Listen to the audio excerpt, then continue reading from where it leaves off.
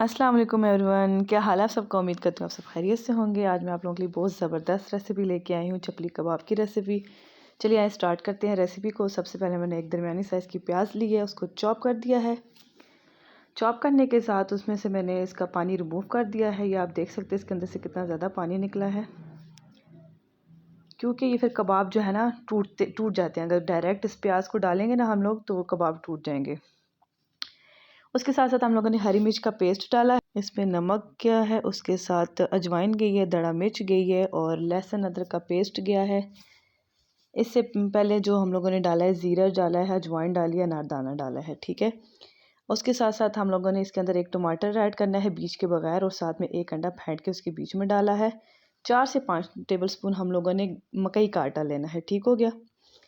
वो चीज़ें साइड पे करके 2 अंडे फेंट के मैंने इसका ऑमलेट टाइप बना दिया है।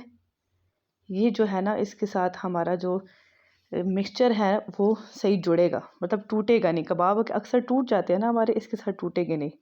ये जब फ्राई हो चुका, 2 चम्मच ऑयल डाल के मैंने इसको फ्राई किया था, और फिर ठंडा करने के बाद मैंने इसमें ऐड कर दिया है। अब इसको इतनी अच्छे तरीके से यकजां कर देना है, कीमे को लगे ही ना कि ये कीमा हम लोगों ने इस तरह थोड़ी थोड़ी चीज़ ऐड करके डाला है। ये देखें मैं गूंद रही हूँ, मतलब हाथ के हथेली की नोक से मैं गूंद रही हूँ इसको।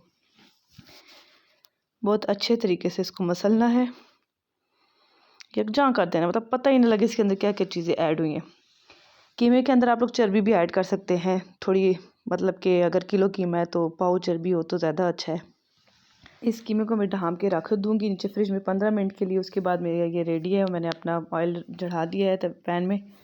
ये मैं ठंडा पानी मैंने लिया है और इसकी कबाब की टिक्कियाँ बना रही हूँ, क्योंकि आपने हमारे हाथों की हीट की वजह से भी हमारे कबाब अक्सर टूट जाते हैं। ये देख लें मेरे कबाब बिल्कुल परफेक्ट बने हैं। अभी आपको इसकी फाइनल रिज़ल्ट दिखाने लगी हूँ। आप लोगों ने ज़रूर ट्राई करना है और फीडबैक मुझे ज़रूर देना है। ओके जी, थैंक यू, अल्लाह हाफिज़।